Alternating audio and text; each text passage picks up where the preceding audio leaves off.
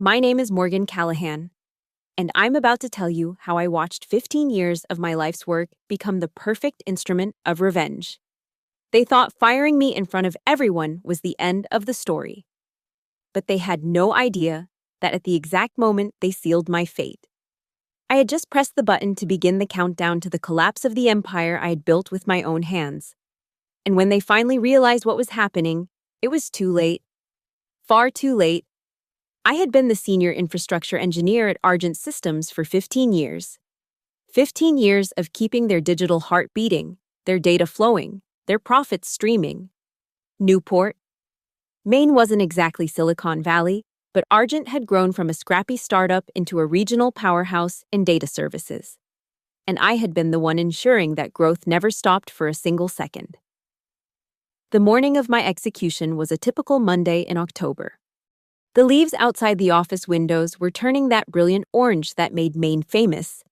But inside the sterile conference room on the 42nd floor, the atmosphere was decidedly wintry. I had been summoned to what they called an executive alignment meeting, which should have been my first red flag.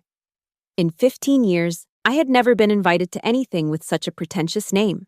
Bradley Firth, the new CEO who had waltzed in 6 months ago with his Harvard MBA and his arsenal of corporate buzzwords, sat at the head of the mahogany table like a king about to pronounce judgment. His perfectly tailored suit probably cost more than most people's monthly salary. And his smile had that practiced quality that came from years of delivering bad news while maintaining plausible deniability. Around the table sat the other members of the executive team, each one studiously avoiding my gaze. There was Monica Grayson, who had started as a junior analyst under my mentorship 7 years ago and now carried the title of Deputy Director of Digital Transformation. Her dark hair was pulled back in a severe bun, and she wore the kind of sharp business suit that screamed ambition. Next to her sat the Chief Financial Officer, a nervous man named Timothy Walsh, who had always treated me with the kind of deference reserved for someone who kept the lights on. The Chief Operating Officer, David Chen, was there too, along with the head of human resources, Patricia Mills, who had the decency to look genuinely uncomfortable. Morgan, Bradley began, his voice carrying that particular tone that executives use when they're about to destroy someone's life while making it sound like a business opportunity. We've been reviewing our organizational structure and making some strategic decisions about our future direction. I said nothing. I had learned long ago that silence was often the most powerful response in situations like this. The board has decided that we need to streamline our operations and bring in fresh perspectives on our technical infrastructure, he continued, each word carefully chosen to avoid any hint of personal responsibility. Effective immediately. We're restructuring the engineering department, and your position is being eliminated. The words hung in the air like smoke from a fire that had already consumed everything you cared about. I felt a strange sort of detachment, as if I were watching this scene unfold from somewhere outside my body. This was it. This was how 15 years of dedication, of late nights and weekend emergencies, of building something from nothing, came to an end. I want to be clear, Bradley continued, apparently mistaking my silence for shock. This isn't a reflection on your technical abilities.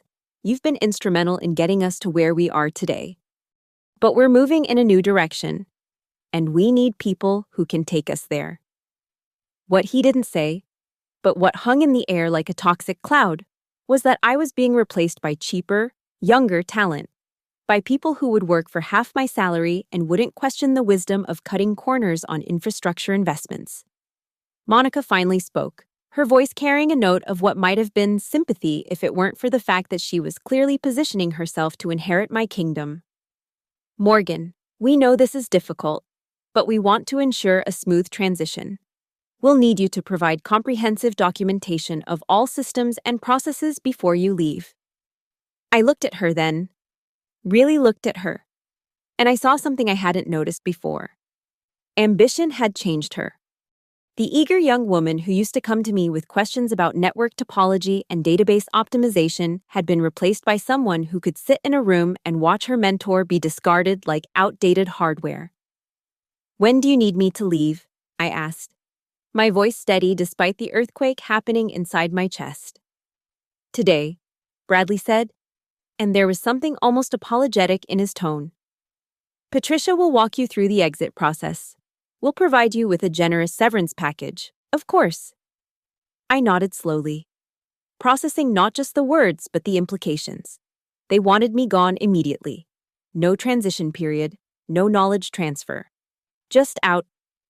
What they didn't know, what none of them could have possibly known, was that I had been preparing for this moment for years.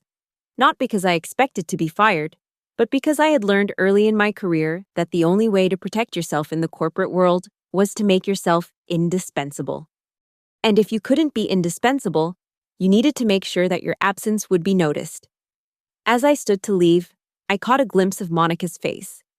For just a moment, I saw a flicker of something that might have been guilt, but it was quickly replaced by the mask of professional composure that had become her trademark. "I'll need to collect my things," I said. "Of course," Patricia said, finally finding her voice. "I'll escort you to your office." As we walked through the corridors of Argent Systems, I felt the weight of countless eyes on me. Word traveled fast in corporate environments, and by now, everyone knew what had happened. Some people looked away, uncomfortable with being witnesses to someone else's professional execution. Others watched with the kind of morbid fascination that comes from knowing it could just as easily be them next time. My office was on the 38th floor, a corner space that I had earned through years of being the person everyone called when something went wrong. The walls were lined with technical manuals, network diagrams, and the kind of reference materials that only someone who had built a system from the ground up would need.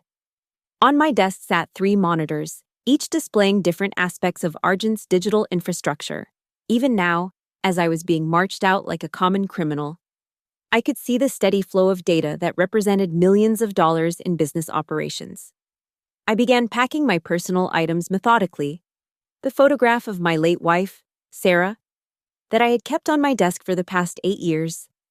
The small cactus that had somehow survived in the artificial light of my office. A few books that had nothing to do with work, but everything to do with maintaining my sanity during the long hours. As I packed, I thought about Spectre. Spectre was my masterpiece, my insurance policy, my hidden ace in the hole. It was a system within a system, a ghost in the machine that I had been developing and refining for the past decade. To anyone who might stumble across it, Spectre appeared to be just another monitoring tool, a routine part of the infrastructure that kept track of system performance and generated reports that no one ever read. But Spectre was much more than that.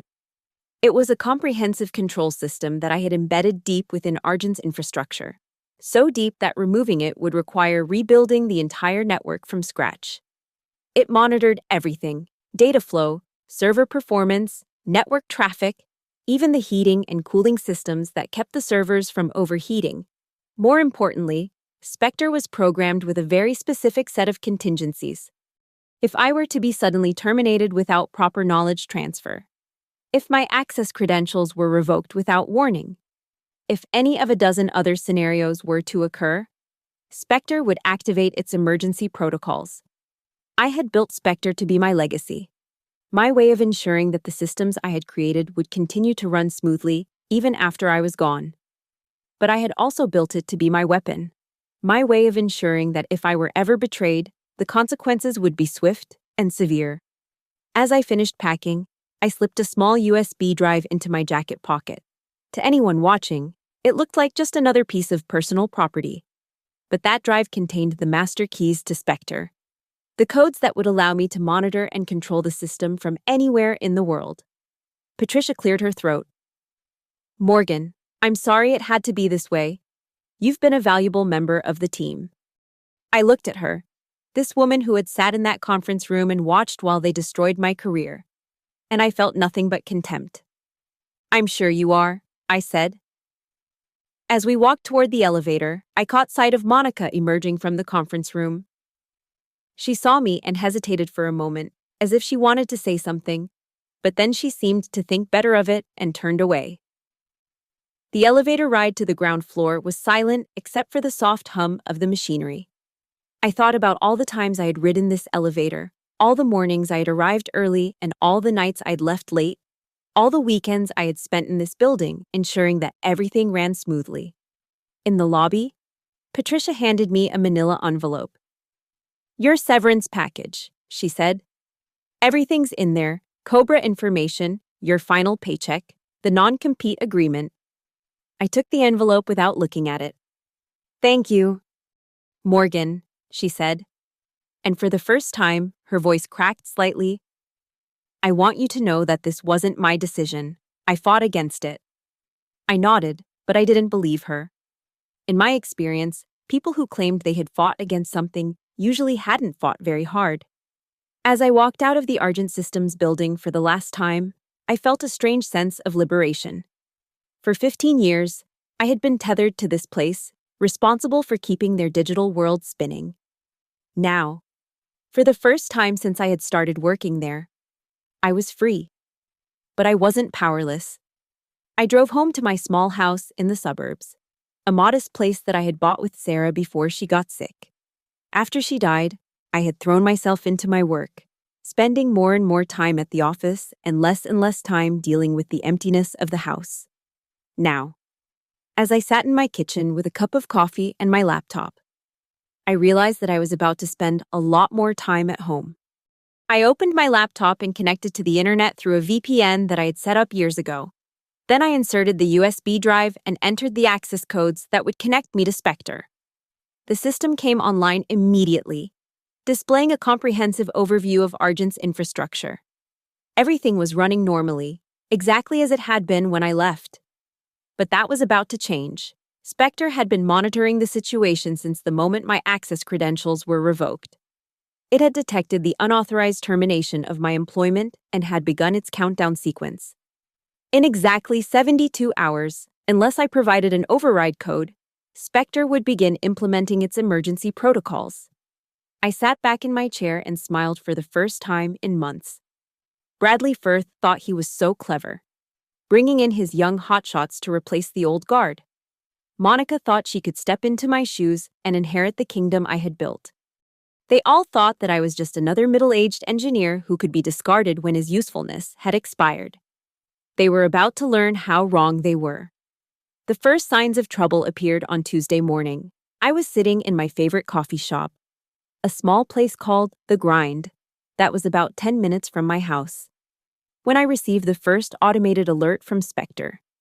Nothing dramatic, just a small hiccup in the email system that caused a slight delay in message delivery.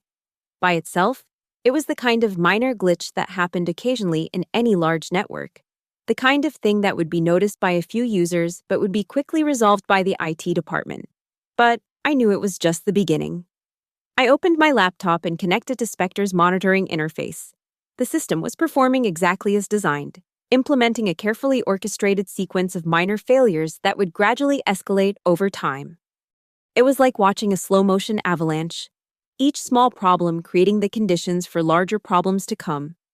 At Argent, Bradley was probably getting his first taste of what it meant to run a complex technical infrastructure without the person who had built it. I imagined him sitting in his executive office, fielding calls from frustrated department heads who couldn't understand why their systems weren't working properly. The beauty of Spectre was that it didn't cause obvious failures. It didn't crash servers or delete files or do anything that would clearly indicate sabotage.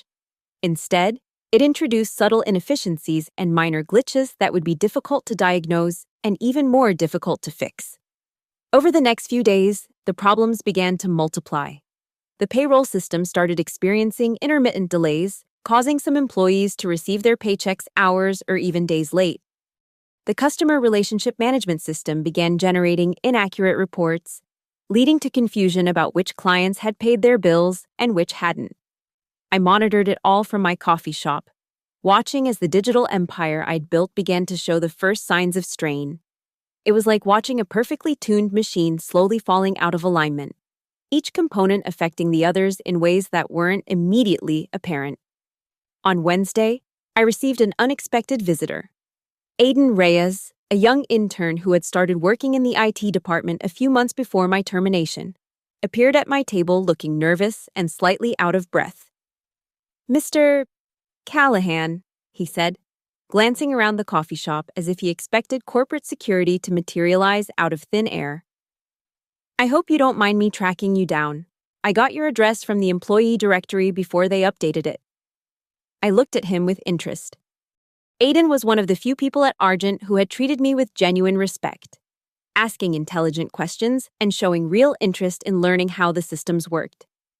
He was also one of the few people who might have noticed that something was wrong. What can I do for you, Aiden? I asked. It's about what happened to you, he said, lowering his voice. The way they fired you, it wasn't right. I nodded but said nothing. I had learned that sometimes the best way to get information was to let other people fill the silence. There are rumors going around the office, he continued. People are saying that you were set up, that Monica and some of the other executives were looking for an excuse to get rid of you so they could bring in their own people. This was interesting. I had suspected as much, but I hadn't realized that the rumor mill was already working. What kind of rumors? Well, there's talk that Monica has been in contact with some consulting firm that specializes in infrastructure overhauls. Apparently, they promised the board that they could reduce operating costs by 40% by replacing the current systems with newer, more efficient ones. I felt a cold anger building in my chest. Not only had they fired me, but they were planning to dismantle everything I had built and replace it with some off-the-shelf solution that would probably work fine until the first major crisis hit. Are you sure about this? I asked. Aiden nodded. I was in the break room yesterday when Monica was on the phone with someone. She was talking about implementation timelines and cost projections. She didn't realize I was there. I thanked Aiden for the information and watched him leave, his shoulders hunched with the weight of what he had shared. He was a good kid, and I hoped he would be smart enough to keep his head down and avoid getting caught in the crossfire of what was about to happen. As the days passed, the problems at Argent continued to escalate. The systems that I had built to be robust and reliable were beginning to show their vulnerability to the subtle manipulations that Spectre was implementing. It was like watching a house of cards collapse in slow motion, each card depending on the others for support. On Friday, I received a call from an unknown number. When I answered, I heard a familiar voice that made my blood run cold. Morgan, it's Monica. We need to talk. I had been expecting this call. As the problems at Argent had mounted, it was inevitable that someone would start to suspect that they weren't random glitches. And Monica, whatever her faults, was smart enough to recognize patterns when she saw them. Hello, Monica, I said, my voice carefully neutral. How are things at Argent? You know how things are, she said, and I could hear the frustration in her voice. We're having some technical difficulties. Systems that should be working fine are acting up. It's like the whole network is slowly falling apart. I'm sorry to hear that, I said. And I meant it. Not because I felt bad about what was happening, but because I was genuinely sorry that it had come to this. Have you tried calling in some external consultants? We have, she said. But they can't seem to figure out what's wrong. Everything looks fine on the surface, but underneath, it's like there's some kind of virus eating away at the system. I smiled despite myself. Monica was closer to the truth than she realized. That's unfortunate. I hope you can get it sorted out. Morgan, she said, and her voice took on a different quality. I know you're angry about what happened. I know you think we betrayed you. But whatever you're doing, it needs to stop. Yo, I'm not sure what you mean, I said. Don't play games with me, she snapped. I know you built safeguards into the system. I know you have ways of monitoring and controlling things remotely. This isn't random. This is deliberate. I was impressed. Monica had figured out more than I had given her credit for. But she was still missing the bigger picture. Monica, I said calmly. You fired me. You revoked my access credentials. You escorted me out of the building like a common criminal. Whatever is happening at Argent now is not my responsibility. But you could fix it, couldn't you? She said. And I could hear the desperation creeping into her voice. If you wanted to, you could make all of this go away. Even if I could, I said. Why would I want to? You made it very clear that my services were no longer needed. There was a long pause on the other end of the line. When Monica spoke again, her voice was very quiet. What do you want, Morgan? What will it take to make this stop? I thought about her question. What did I want? I wanted my job back, but I knew that wasn't going to happen. I wanted an apology, but I knew that wouldn't mean anything coming from people who had already shown their true colors. I wanted justice, but I realized that I was already getting it. I want you to understand, I said finally, that actions have consequences. You can't just discard people when they become inconvenient and expect everything to continue as if nothing happened. Morgan, please, she said. This isn't just about us. There are hundreds of people who work at Argent, good people who don't deserve to lose their jobs because of what happened to you. You should have thought of that before you fired me, I said, and I hung up the phone. Over the weekend, I received several more calls from Argent executives, each one more desperate than the last. Bradley himself called on Sunday evening, his usual corporate confidence replaced by something that sounded almost like panic.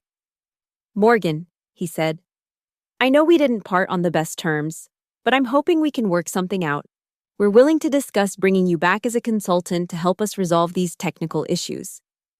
At what rate? I asked, curious to see how desperate they had become. Whatever you think is fair, he said immediately. We just need to get these systems stable again. I almost laughed. A week ago, they had been so eager to get rid of me that they couldn't even wait for a proper transition. Now they were willing to pay me whatever I asked to come back and fix the problems they had created. I'll think about it, I said, and hung up. But I had already made my decision. I wasn't going back to Argent. I wasn't going to be their savior. I was going to let Spectre continue its work. And I was going to watch as the company that had discarded me learned what it meant to function without the systems I had built. By Monday morning, the situation at Argent had reached a crisis point. The problems that had started as minor inconveniences had cascaded into major operational failures. The email system was down completely. The payroll system had crashed, and the customer database was corrupted beyond repair. I sat in my coffee shop, monitoring the situation through Spectre's interfaces, and I felt a strange sense of satisfaction. This was what happened when you tried to run a complex technical infrastructure without understanding how it worked. This was what happened when you prioritized cost-cutting over competence. At Argent, Bradley was probably discovering that his young hotshots weren't quite as capable as they had appeared on paper. The systems that I had built were unique, customized for Argent's specific needs and requirements. They couldn't be easily replaced or quickly repaired by someone who didn't understand their underlying architecture. I watched as Spectre continued its methodical destruction of everything I had built. It wasn't random or chaotic. It was precise, surgical, designed to cause maximum disruption with minimal obvious damage. It was, in many ways, a reflection of my own personality, quiet, methodical, and utterly ruthless when provoked. On Tuesday, I received a call from Elliot Granger, one of Argent's original investors and a man I had known since the company's early days. Unlike the others, Elliot had always treated me with respect and had recognized my contributions to the company's success. Morgan, he said, his voice tired and strained. I think you know why I'm calling. I can guess, I said. The board is meeting tomorrow to discuss the situation. Bradley is trying to convince them that this is just a temporary setback. But I know better. I know that what's happening isn't random. I said nothing, waiting for him to continue. I remember the early days, he said. I remember when you first proposed the infrastructure system that became the backbone of our operations. You warned us then that it would be complex, that it would require specialized knowledge to maintain. You also warned us that it would be difficult to replace. I remember, I said. You built safeguards into the system, didn't you? He said. Protection mechanisms that would activate if something happened to you. I was impressed. Elliot had always been smarter than the other executives, but I hadn't realized he was this perceptive. I built a lot of things into the system, I said carefully. Can you turn it off? He asked. Can you make it stop? Even if I could, I said. Why would I want to? The company made it very clear that my services were no longer needed. Because this isn't just about you, he said. This is about the hundreds of people who work at Argent. Good people who don't deserve to lose their jobs because of what happened. It was the same argument Monica had made, and it was a fair one. But I had moved beyond caring about fairness. I had spent 15 years being fair, being reasonable, being the reliable person who kept everything running smoothly. And where had it gotten me? Elliot, I said, you were one of the people who hired me. You were there when I built the systems that made Argent successful. You know what I'm capable of. So tell me, why did you let them fire me? There was a long pause. When he spoke again, his voice was very quiet.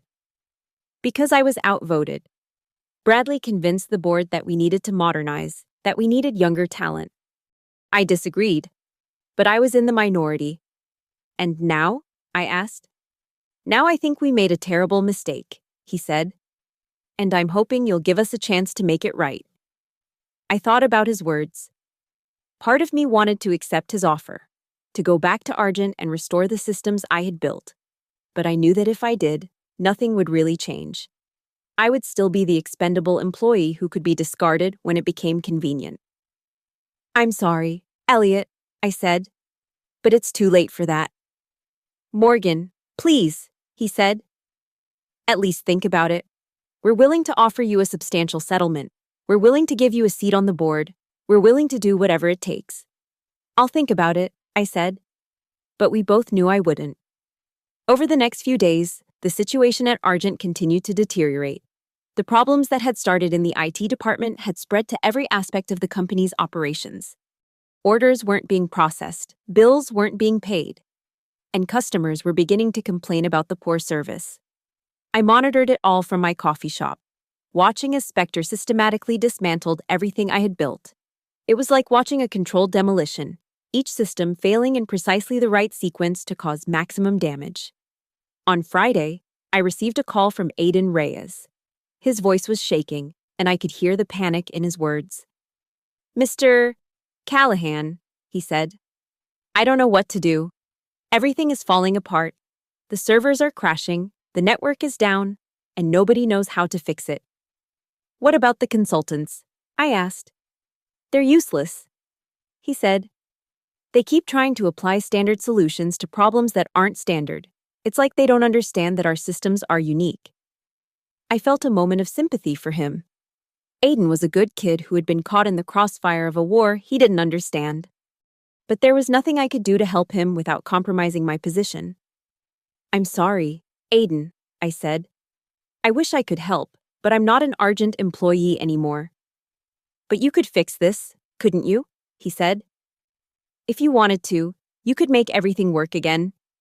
Even if I could, I said. Why would I want to? The company made it very clear that my services were no longer needed. There was a long pause. When Aiden spoke again, his voice was very quiet. Because we need you, he said. Because without you, everything you built is going to collapse. Then maybe, I said. The company should have thought of that before they fired me. I hung up the phone and sat back in my chair. I was beginning to understand that what I was doing wasn't just about revenge. It was about proving a point. It was about showing the world what happened when you treated people as disposable resources instead of valuable assets. The following week, the situation at Argent reached a breaking point. The company's stock price had plummeted. Major clients were canceling their contracts, and there were rumors that the board was considering filing for bankruptcy. I received a final call from Bradley on Wednesday evening. His voice was barely recognizable, stripped of all its corporate confidence and polished arrogance. Morgan, he said, I know you have no reason to help us. I know we treated you badly, but I'm begging you. Please, if there's anything you can do, anything at all, please help us. I listened to his words, and I felt nothing. No satisfaction, no pity, no anger. Just a cold, empty feeling that comes from watching something you once cared about destroy itself. Bradley, I said, you made your choice when you fired me. Now you have to live with the consequences. But the employees, he said. Think about the employees. They don't deserve this. You should have thought about them before you decided to dismantle the systems that kept them employed, I said. Morgan, please, he said, and I could hear him crying. I'll do anything. I'll give you anything. Just please make it stop. I thought about his offer. I thought about all the things I could ask for. All the ways I could humiliate him and the others who had betrayed me. But I realized that I didn't want anything from them. I didn't want their money or their apologies or their jobs. I just wanted them to understand what they had lost. There's nothing you can give me, I said. That would make up for what you took away. And with that, I hung up the phone for the last time. Spectre continued its work, methodically dismantling every system I had built over the past 15 years. It was a masterpiece of controlled destruction, each failure carefully orchestrated to cause maximum impact. The company that had once been a regional powerhouse was now a hollow shell, its digital infrastructure reduced to a collection of broken systems and corrupted data. I watched it all from my coffee shop, sipping my coffee and monitoring the collapse through Spectre's interfaces. It was like watching a slow-motion implosion, each component failing in perfect sequence until there was nothing left but digital wreckage. Within a month, Argent Systems had ceased to exist as a functioning company. The board had voted to liquidate the company's assets, and the employees had been laid off. The building that had once housed the company's headquarters was now empty, its servers dark and silent. I sat in my coffee shop, looking out at the autumn leaves that were beginning to fall, and I thought about what I had accomplished. I had destroyed the company that had betrayed me, but I had also destroyed 15 years of my own work. I had proven that I was indispensable, but I had done so by making myself unemployable. But as I sat there, watching the leaves fall, I realized that I didn't regret what I had done. I had spent 15 years building something beautiful and complex, and they had thrown it away without a second thought. Now they understood what they had lost, and they would never make the same mistake again. Spectre was still out there, embedded in the digital infrastructure of the city, waiting for its next command. It was my legacy, my monument to the idea that some things should not be taken for granted. And as long as it existed, people would remember what happened to the company that tried to discard the person who had built their empire. The empire had fallen, and I was the only one who knew exactly how and why. In the end, that was enough.